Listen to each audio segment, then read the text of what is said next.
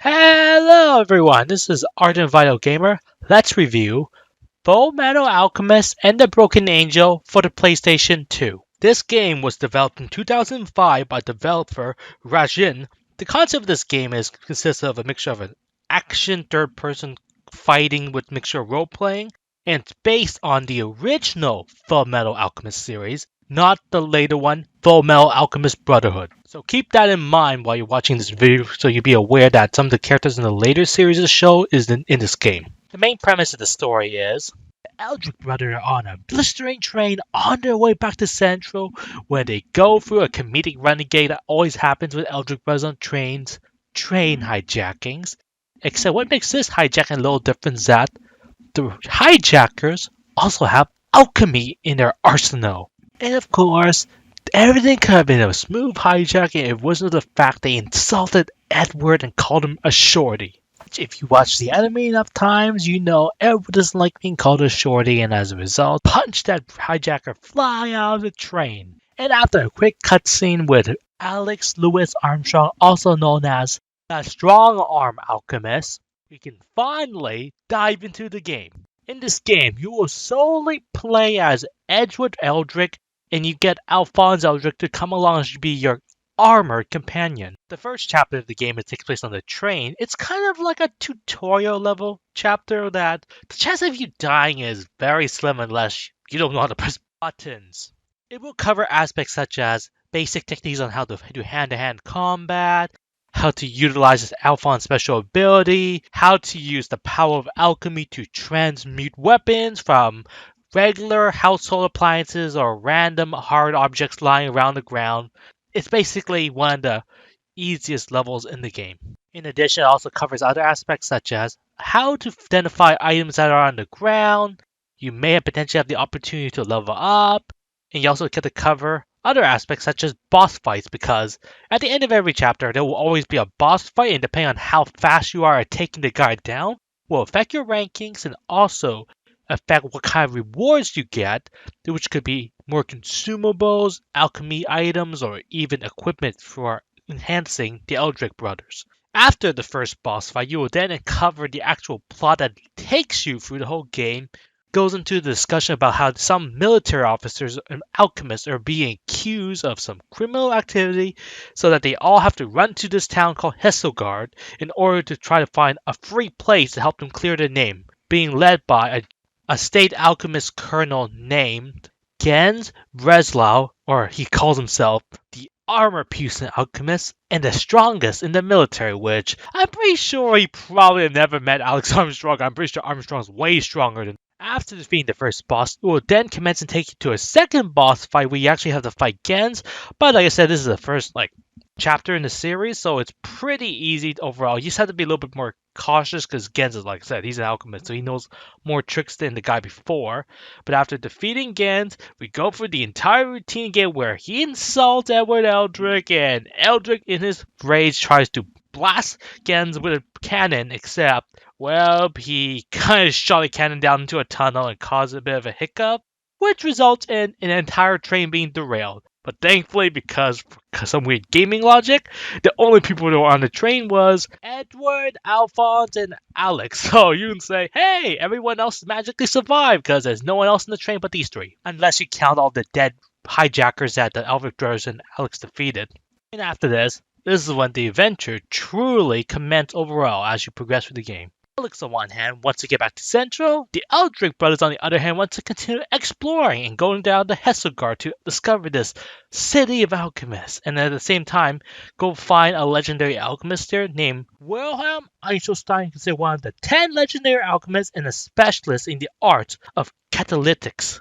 The next I want to cover is game mechanics. Just like I mentioned earlier, most of this game is pretty much you traversing food levels, collecting items, finding key parts, and along the way, beat the living crap out of everybody who tries to stop you, because in this game, the only people you really encounter in all the maps are basically other enemy bad guys or chimera monsters from the show, you name it. Just those things. You don't really encounter other NPCs. That's the very, very slim. It's very unlikely. Outside of the cutscenes, you don't really encounter those NPCs. So you can safely say, just go ham and beat the living crap out of everybody because you're Edward Eldrick, you're a Fullmetal Alchemist, and you have the license to kick butt. You can basically just use the square button and just do a bunch of series of punches and kicks the enemy and do some uppercuts. But let's be honest, where's the fun in that? You're an alchemist. Leverage your other skill sets. So you can utilize other abilities, like I said.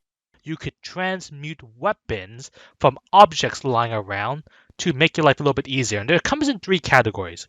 Weapons are highlighted with the color red are weapons that Edward Eldrick could use. Blue highlighted weapons are weapons that only Alphonse could use. And green highlighted weapons are weapons that either Eldrick brothers could utilize to make their life easier. Wait, there's more. Some of these weapons, if you actually were to hold on to transmute again, you could do a second transmutation effect on top of it, which could do such things such as change it into a new weapon or apply an alchemic property to it, assuming you have the appropriate parts in your arsenal. So you could make your life a little bit easier, as some monsters are easier to counter with certain abilities versus others. Other items you could transmute includes heavy weapons that are basically stationary weapons that you can pretty much have either Edward or Alphonse climb on, and they can mount it to fire projectiles at enemies, such as crossbows, machine guns, cannons, you name it. And of course, with these things, instead of transmuting it the second time, you have the item called the ammo loader. You could load up the gun again so you can fire it some more at the enemies. I do have to say I really like using in this game, is if I can get it, is the green katana that you could leverage in some areas. What I like about this weapon is that, from what I noticed, every time I use that weapon on a Chimera Ant, it's practically a one-shot, one-hit KO type weapon. So you can say it's really effective on Chimeras, but at the same time, I can only get 5 swings out of it, and then bye-bye. But hey, I still get the one-shot by Chimera. It helps make it a little bit easier because some of these Chimeras are very tanky, so it works out quite nicely overall. Of course, there's also the aspect of if you want to get help. Alphonse has a special ability where you press R1 when he's lined up. He basically does a football tackle that could knock the enemy flying, so you chain them up for more attacks if you choose to use it as a fighting technique. And of course, as you defeat these enemies, they'll die. If you're lucky, they'll drop pouches with items for you to pick up, and at the same time, you'll get EXP points for defeating them. And if you get enough EXP points, you will level up, and then you have a couple of bonus points to allocate. Do note, Alphonse's case, he has his points allocated for him automatically as your Edward Eldrick. You're the main protagonist. You get to decide what you want to allocate. You can boost stuff such as your attack power, your defense, your alchemy power, your hit points. You decide. That has a little bit of RPG to it, but not much. It's just a little bit of RPG. Also, one thing to keep in mind is that as you progress through the games, you will progress through chapters, meaning if you miss something in the earlier chapter, you cannot go back and get it. So I highly recommend you play the game. You go and check every nook and cranny for all of the items you can drop, and at the same time you have the opportunity, farm a bit of EXP to make yourself stronger before you progress onwards. Like I said, the game's only going to get more difficult, and you cannot go back and collect missing weapons or items or any gadgets you think that may help you. So keep that in mind. And at the same time, transmuted weapons do not carry over between levels. An interesting aspect of this game also includes that during the boss fight, it's not just a straight up hand-to-hand beatdown type scenario. Each boss, you have to find a way to expose the weakness first before you could take advantage of it in order to win the fight. Like, for example, you're taking on that, I don't really want to call it scorpion crab chimera. Its upper body is going to be very tanky. You had to figure out, this is what it took me a while to realize, you had to flip the creature over and attack its underbelly. If you try just to hit on the top, you're not going to make much of a dent at all. You have to knock it over in order to expose its underbelly. I'm not sure if that's how real crabs and scorpions work, but I think the reference was if you want to kill a crab quickly, you stab it down through its belly below. I'm guessing that's where they got the idea from, but aside from that, what I'm trying to say is, it does not work if you try to beat it up flat out with your fists or transmuted weapons, because you're not going to make much of a dent. See, that's what I'm trying to say. You have to think outside the box sometime and be creative. I just got lucky because I just told Alphonse to push die forward and use his tackle technique, and I just got lucky, and I just happened to be carrying hand grenades on me at the same time. Or even fighting in that church against that monkey-looking chimera. You have to realize that thing likes to swing a lot in the chandelier. You have to realize, wait, how do we get down there? You and Alphonse are both hand-to-hand specialists. You can't technically transmute a gun from your hand because Edward has never done it before, I don't think. So you have to think outside the box. It's like, wait, What's with all these options to transmute cannons lying around? Maybe you have to shoot the cannonballs at the Chimera, which, okay then, makes sense, because that's the only ranged weapon you have, so you shoot the Chimera down with a cannon, then you can beat the crap out of it. Or it climbs back up again and you have to repeat the whole process. Like, each one has a different pattern, you have to keep that in mind. If you are wondering whether or not you should get this game, you need to ask yourself, are you simply looking for a nostalgic Fullmetal Alchemist game? Or are you looking for a beat 'em up RPG game? In my opinion, this leans more towards the nostalgic side because this game is one of the few games I can think of that is basically on the PlayStation 2, so as well as Fullmetal Alchemist, on a Western port that you can play. If you're looking for a badass beat 'em up game, then unfortunately you're in the wrong market as this game is not towards that aspect. It's more for a nostalgic experience. And some of course, like don't get me wrong, it's still a decent game overall, but if you're looking for a beat 'em up type game, wrong place. But hey, some of the other great things about this game is that you get to meet some new Fullmetal Alchemist characters that you don't see on the show. You get to experience a whole new aspect of its story that isn't part of the main series. And of course, new cutscene. They have new cutscenes created just for this game. Isn't that cool? You wondering what level of difficulty this game is? Let me be honest with you, it's pretty easy. Like the chance of you dying is very slim. If you're basically a chicken, just use Alphonse and get him to tank all your shots, and even if he gets incapacitated, he'll still wake up after a few minutes, and you just run and play chicken for a few minutes while Alphonse wakes back up because he can't technically die because he's a suit of armor. So see, the chance of you dying is very slim. And if all else fails, you always have tons of items you collect throughout the game. But in terms of replay value, though, I have to say it's pretty minimal because it's a very straightforward game. Like it's not like an open world game. Yes, there's some RPG mechanics to it and some choices you could make into playing, finding what kind of transmuted weapons you want to use, but it's still a straightforward thing where you go from chapter A to B to C. You don't get that massive variation. Just keep that in mind. To quickly recap, some of the things I like about this game is the alchemic aspects you can employ within your weaponry, so you can get some variation there. You get to explore and expand on the Fullmetal Alchemist universe.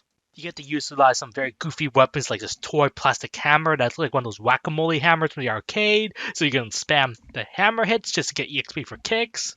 Outside of that, the only areas I think I could have improved more in this game was it let you have the option to go between different locations and cut down some aspects on some levels where you might like have to run from A to B and back to A because it's a little bit cumbersome.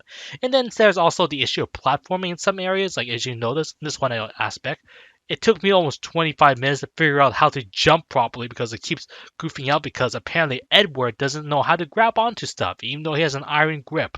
At times with a text discussion, it makes me wonder, am I actually playing a beat 'em up game or am I playing a visual novel on the PlayStation 2? It's a little bit painful, but outside of that, like I said, the game is decent to play. It's not bad. And hey, Fullmetal Alchemist nostalgia. Give it a try if you have a chance. Like, brings you back to your childhood, lets you expand on your insight within the Fullmetal Alchemist universe. Thank you for watching my game review of Fullmetal Alchemist and the Broken Angel on the PlayStation 2. Let's take a break for now and come back next time for more exciting videos from the Ardent Vital Gamer. If you still want to see more Fullmetal Alchemist, and check out this playlist I created showing some of my gameplay from the game itself, just to see more in depth of what is there to experience in Fullmetal Alchemist and the Broken Angel. In case you haven't done so already, don't forget to subscribe so become a part of the Ardent Vital Nation. Leave a like and comment on this video and share this video with your friends. And take care for now. Thank you.